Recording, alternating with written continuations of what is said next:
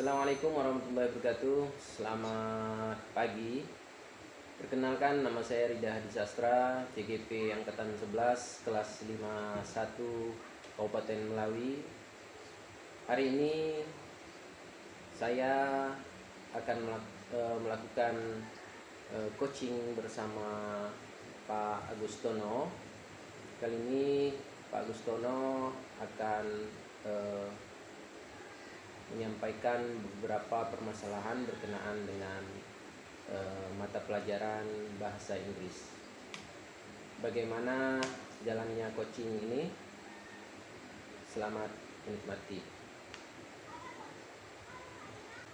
Selamat pagi Pak Agustono. Selamat pagi Pak Rida. Gimana kabarnya Pak? Alhamdulillah sehat walafiat. Pak Rida sendiri gimana kondisinya? Alhamdulillah sehat walafiat juga Pak. Saya ada terima WA dari Pak Agustono berkenaan dengan permasalahan yang terjadi di sekolah. Kalau boleh tahu apa permasalahannya Pak? Jadi seperti ini Pak Rida, terkait hal yang saya komunikasikan beberapa waktu lalu kepada Pak Rida lewat WA. Jadi di sini ada semacam problem of learning. Jadi khususnya saya ini kan guru pelajaran bahasa Inggris ya. Jadi selama pembelajaran bahasa Inggris itu sejauh ini lebih menonjol siswa itu lebih menonjol dari segi aspek pengetahuan. Sementara ketika proses praktek, jadi kondisi realnya di dalam kelas itu saya kasih gambaran ya Pak ya. Jadi setiap anak itu dibagi beberapa kelompok. Saya yang awalnya bertujuan supaya dengan skala kecil seperti itu mereka lebih pede belajarnya. Jadi mereka saya kasih kebebasan. Si A enaknya belajar sama siapa? Oh sama ini Pak, sama si Alia misalnya. Jadi saya tempatkan satu kelompok. Nah itu langkah awalnya. Setelah semuanya terpetakan sesuai dengan kelompoknya, tetapi selama proses pembelajaran semakin ke depannya belum saya lihat aspek keterampilan anak. Dalam hal ini rasa percaya diri mereka. Jadi ketika disuruh menyampaikan sesuatu, hasil diskusi, hasil pembelajarannya, mereka masih tunjuk sana, tunjuk sini. Oh kamu aja yang nampilkan, oh kamu aja yang bacanya. Seperti itu Pak permasalahannya. Oh iya baik. Berarti yang saya tangkap ini Pak ya, tujuan dari perbincangan kita ini berkenaan dengan kemampuan siswa di kelas Pak ya. Iya. Menurut Bapak, tindakan yang Bapak lakukan ini apakah memiliki tujuan yang lebih spesifik lagi selain yang udah Bapak sebutkan tadi? Kalau boleh tahu Pak? Sejauh ini saya hanya fokus kepada aspek kompetensi keterampilan mereka dari aspek rasa percaya dirinya sendiri. Itu yang saya lebih fokuskan. Adapun keterampilan mereka yang lain, saya rasa menurut saya seperti ini Pak. Jika saya melakukan suatu perubahan di kelas, kan tidak mungkin sekaligus gitu Pak ya. Tetap bertahap. Langkah awalnya saya mau melihat kepercayaan diri mereka bangkit dalam proses pembelajaran. Baik Pak Agus, kalau untuk skala, misalnya dari skala 1 sampai dengan 10, untuk tingkat kepercayaan diri murid-murid Bapak di kelas, terutama pada pelajaran bahasa Inggris ini, kalau Bapak menilai sekarang itu mereka pada level berapa Pak? Kalau untuk level rasa percaya diri mereka masih di angka 4 sampai 5. 4 sampai 5. Iya. Tentu ada strategi ya Pak, strategi yang Bapak ingin kembangkan berkenaan dengan pengembangan rasa percaya diri murid Bapak. Kalau boleh tahu strategi Bapak dalam hal ini seperti apa, Pak? Berkaitan dengan strategi, itulah kemarin saya hubungi Pak Rida. Saya juga ingin konsultasi, berbagi pengalaman, sharing. Kebetulan tempo hari Pak Rida kan pernah memberikan semacam diseminasi kepada kami terkait model pembelajaran yang diferensiasi dan kompetensi sosial emosional. Jadi pada tahap pembelajaran kedepannya, khususnya yang bahasa Inggris, saya mau melakukan penerapan pembelajaran yang berbasis diferensiasi dan KSE tersebut. Sebelumnya saya sudah pernah kasih gambaran pembelajaran tersebut kepada anak-anak dan daya tarik mereka itu kelihatan, mereka menyukainya. Memang proses pembelajarannya belum pernah dilakukan, tapi secara gambaran saya kasih gambaran mereka, oh seperti ini pola dan prinsip pembelajaran diferensiasi, seperti ini loh prinsip pembelajaran KSE. Dari pemaparan tersebut saya perhatikan daya tarik mereka sangat tinggi Pak terhadap model pembelajaran seperti itu. Nah, untuk dua strategi ini, yang pertama tadi berkenaan dengan diferensiasi, yang kedua berkenaan dengan PSE. Peluang apa yang Bapak lihat dari penerapan diferensiasi itu sendiri, Pak? Dari segi model pembelajaran diferensiasi, yang pertama-tama saya sudah melakukan pemetaan kebutuhan belajar anak berkaitan dengan hal tersebut. Saya melihat dari kelompok-kelompok skala kecil tadi, mereka itu masing-masing punya minat dan bakat. Nah, dari situlah saya berkesimpulan, sepertinya dengan kondisi anak seperti itu sangat cocok dan sangat layak jika diterapkan model pembelajaran diferensiasi. Dengan begitu saya rasa kebutuhan belajar anak setiap kelompok yang bervariasi tadi akan terpenuhi. Nah, jadi terkait peluang tersebut saya beranggapan saya berpendapat dari skala prioritas setiap kelompok sesuai dengan minat dan bakat mereka, jika sebagai guru kita tepat mengarahkannya, pembelajarannya sesuai, metode model pembelajarannya sesuai, menurut saya perkembangan peserta didik ke depannya sangat-sangat spesifik ke arah yang positif. Baik, terima kasih Pak, bagus sekali Pak ya. Kemudian saya menangkap tadi dalam ada beberapa hal yang disampaikan oleh Pak Agus berkenaan dengan strategi, model. Apakah dalam hal ini Bapak akan mengangkat satu model atau bagaimana Pak? Kalau untuk model pembelajaran, rencananya saya akan matching, gabungkan penerapan model pembelajaran diferensiasi dengan KSE, Pak.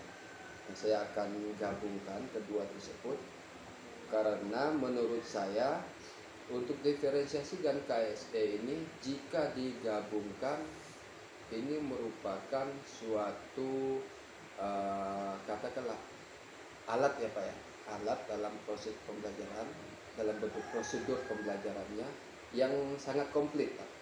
Karena dari segi diferensiasinya kita mengetahui bisa memetakan kebutuhan anak, melalui kompetensi sosial emosionalnya akan meningkatkan proses pembelajarannya.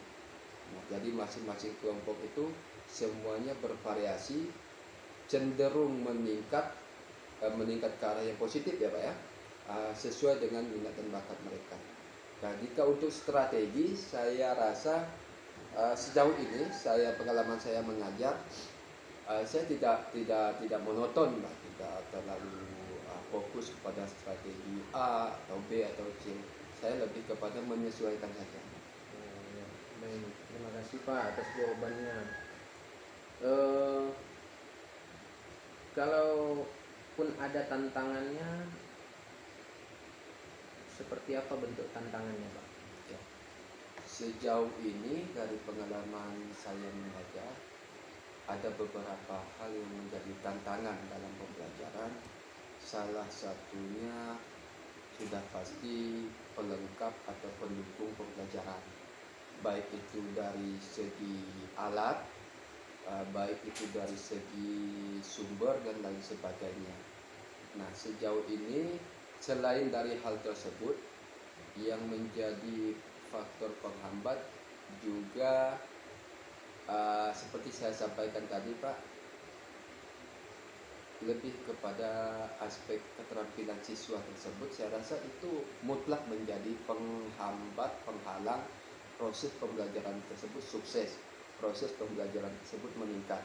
Nah, maka saya sampaikan di sini, saya fokusnya kepada apa yang sudah saya amati sebelumnya, yaitu fokus kepada keterampilan siswa dari aspek rasa percaya diri mereka.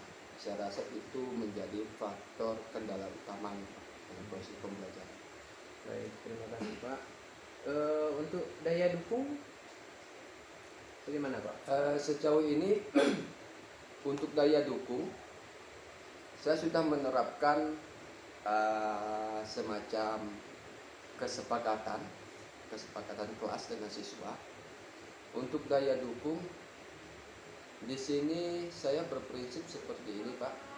Saya sampaikan kepada siswa, kita hidup di zona pedesaan, otomatis semua serba keterbatasan.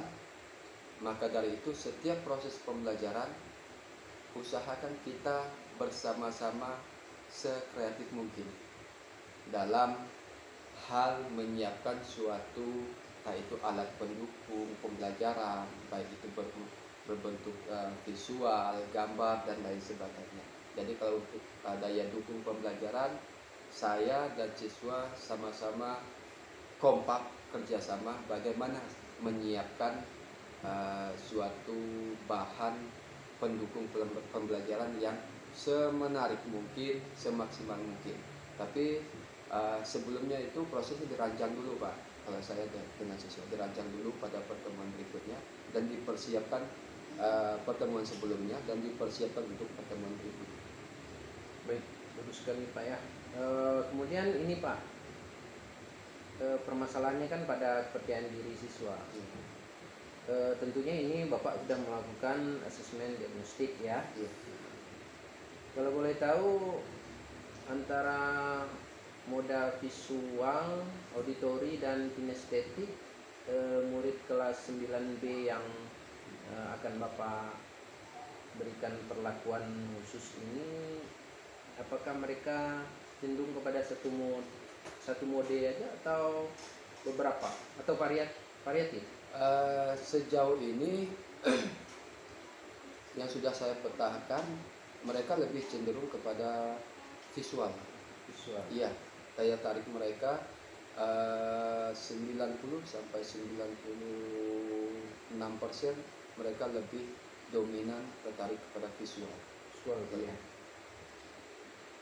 Jadi dalam pembelajaran selanjutnya ini, terutama di mapel Bapak ini nanti, apakah Bapak akan menggunakan media gambar atau video atau seperti apa, Pak? Rencananya menggunakan media gambar. Media gambar yang dicetak sendiri atau seperti apa? Rencananya karena memang alat pendukung pembelajarannya juga tersedia, saya menggunakan alat e-bokus bagian medianya. Nanti untuk short presentationnya nanti bisa menggunakan PowerPoint dan lain sebagainya. Sebelumnya ini pernah dilakukan? Belum ya? Belum, Pak. Belum ya. Belum pernah. Baik, untuk yang ke depan berarti ini Bapak akan menggunakan IT, khususnya ini fokus, mungkin gambar-gambar dari internet atau apa. Ini untuk Tema apa Pak kalau boleh tahu? Ini kemarin terakhir materi mereka kalau tidak salah itu berkaitan dengan alat penunjuk jalan.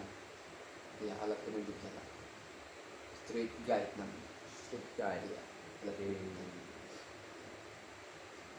Menarik sekali ya Pak ya. Jadi ini menginkludkan teknologi, memasukkannya ke dalam pembelajaran sehingga menjadi teknologi menjadi asistensi bagi terlaksananya pembelajaran. Untuk perencanaan ini kapan mau dilaksanakan Pak? Sesuai jadwal pembelajaran saya, rencananya jika memang tidak ada halangan, jika memang Pak Ida bersedia, akan saya jadwalkan pada hari Selasa Tanggal 2 Oktober ya Pak ya? Iya. Baik Pak Agus, mungkin ini pertanyaan yang terakhir ya, berkenaan dengan coaching kita hari ini mengenai harapan ya.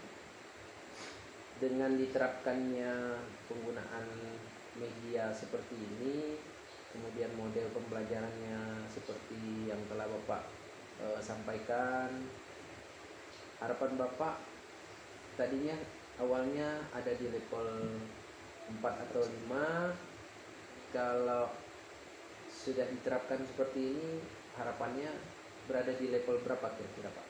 Ya.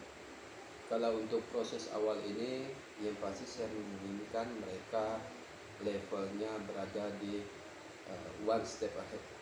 Paling tidak jika hari ini level mereka level 4, besoknya mereka level 5 minimalnya. Saya tidak sebagai seorang guru, saya juga tidak bisa terlalu memaksa mereka untuk berada di level tertentu karena semua ini butuh proses ya Pak. Ya, betul. Ya, dan ini juga termasuk masih dalam proses perencanaan.